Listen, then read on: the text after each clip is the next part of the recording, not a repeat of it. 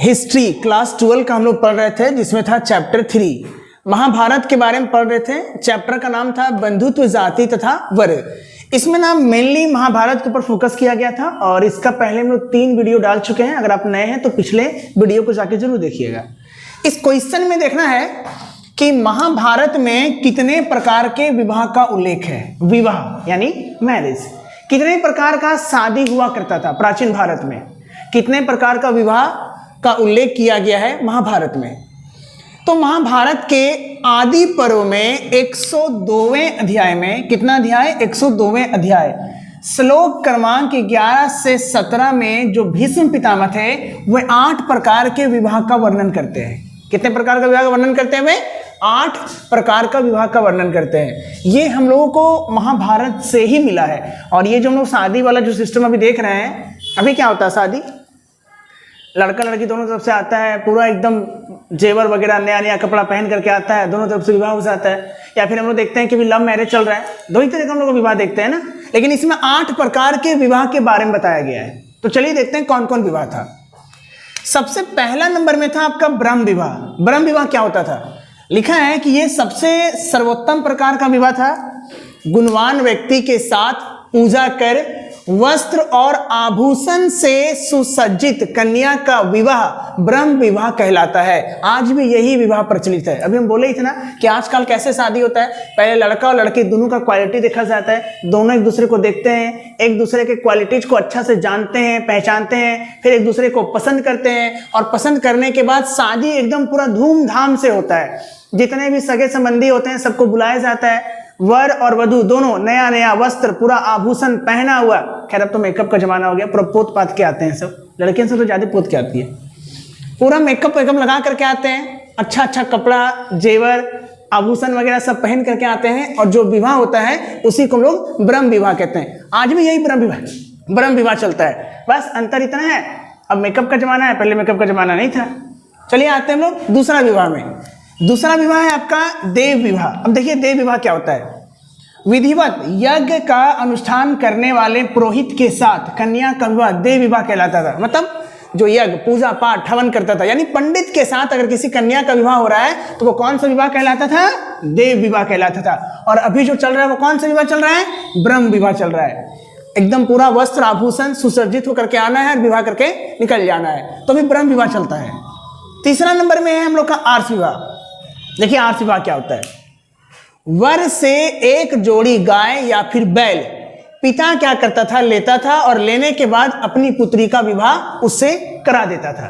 तो इस विवाह को कहते हैं आर्ष विवाह। एक गोल जोड़ी गाय और बैल लेना है और अपनी बेटी का शादी पिता करा देता था, उसी को हम लोग क्या कहते हैं? आर्ष विवाह कहते हैं। नेक्स्ट आता है प्रजापत्य विवाह। देखिए प्रजापत्य विवाह क्या है। अब कोई भी विवाह होता है तो लड़की का पिता हमेशा यही चाहता है कि उसकी बेटी जहां भी जाए खुश रहे। तो बहुत सारा विवाह में आप देखे होंगे कि जब 7 फेरा होता है ना तो 7 वचन लिया जाता है। वचन एक्चुअल में क्या है? एक्चुअल में प्रतिज्ञा कराया जाता है। किससे? लड़का से, कि उसकी बेटी को खुश रखेगा, पूजा पाठ यज्ञ हवन में सब जगह उसको साथ लेके जाएगा, उसके साथ उसका पूरा ख्याल रखेगा। तो वो सब जितना प्रतिज्ञा वगैरह कराया जाता है वो कब कराया जाता है? अब देखे होंगे जब 7 फेरा लिया जाता है ना तब 7 वचन लिया जाता है। तो यहाँ पे है प्रजापत्य विवाह, जिसमें ये कहा गया है कि जब पिता वर से ये प्रतिज्ञा कराता था कि वह और उसके पुत्री वह और उसके पुत्री मिलजुल करके सामाजिक धार्मिक कर्तव्यों का निर्वाह करेंगे। यानी पिता पहले ही क्या करता था, लड़का से ये प्रतिज्ञा करा लेता था, प्रॉमिस करा लेता था कि भाई तुम उसकी पुत्री के साथ, मेरी पुत्री के साथ मिलजुल करके रहना, सारा काम साथ में करना, जो भी होगा ड्यूटी वगैरह साथ में निभाना, उसका पूरा केयर करना, उसका पूरा ख्याल रखना, और तब जाकर के वो अपनी पुत्री का विवाह कराता था।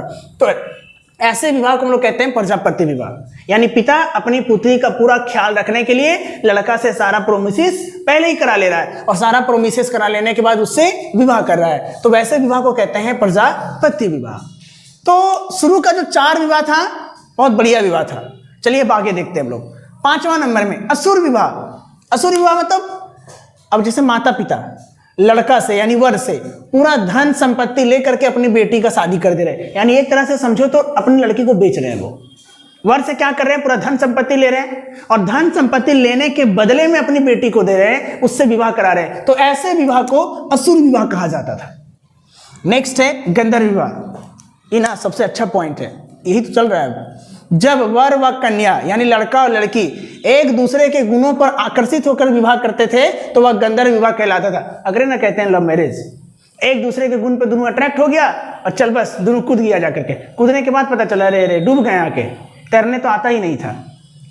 खैर अभी ये लव मैरिज धीरे धीरे बढ़ते जा रहा है, इसी को हम लोग कहते हैं गंधर्व विवाह। लड़का और लड़की एक दूसरे के गुणों पर अट्रैक्ट होंगे और विवाह कर लेंगे तो हम लोग इसको क्या कहते हैं? गंधर्व विवाह कहते हैं। कहीं कहीं ये केस सही भी होता है कि एक दूसरे को हम लोग अच्छा से जान लें, एक दूसरे के क्वालिटी डिसक्वालिटीज को पहले अच्छा से जान लेते हैं फिर विवाह करते हैं, तो आने वाला टाइम में कोई दिक्कत नहीं होगा। अगला नंबर में है राक्षस विवाह। राक्षस विवाह में तो जबरदस्ती किसी लड़की को किडनैप करके ले आना और ओकर से शादी कर लेना।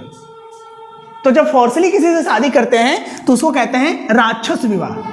देखो ये विवाह सही नहीं है, ऐसा नहीं करना चाहिए, गलत है ये। किसी के मर्जी के खिलाफ नहीं जाना चाहिए, किसी से फोर्सली शादी बिल्कुल नहीं करना चाहिए। नेक्स्ट है पिशाच विवाह। पिशाच विवाह मतलब सोती हुई लड़की या पागल लड़की या कोई मदमस्त लड़की जबरदस्ती उससे रिलेशनशिप में आ करके उससे शादी के लिए मजबूर कर देना। जबरदस्ती क्या करना है? उसके साथ शादी के लिए उसको मजबूर करना है, उसके साथ रिलेशनशिप में आ जाना है और उससे विवाह कर लेना है। तो ऐसे विवाह को क्या कहते हैं हम लोग? पिशाच विवाह कहते हैं। ये सबसे गलत है। राक्षस विवाह और पिशाच विवाह सबसे गलत है, ऐसा होना ही नहीं चाहिए। तो ये 8 प्रकार के विवाह था जो हुआ करता था और कहीं ना कहीं हम लोग आज भी कह सकते हैं कि इन्हीं 8 में से कुछ विवाह जो है सबसे ज़्यादा प्रचलित है। पहला नंबर वाला और छठा नंबर वाला तो सबसे प्रचलित है, बाकी और सब भी है, थोड़ा बहुत चलता ही है। तो ये जो 8 विवाह के बारे में जो हम लोग को पता चलता है ये महाभारत से पता चलता है 102वें अध्याय के श्लोक क्रमांक 11 से 17 से, जिसमें भीष्म पितामह इसका उल्लेख करते हैं।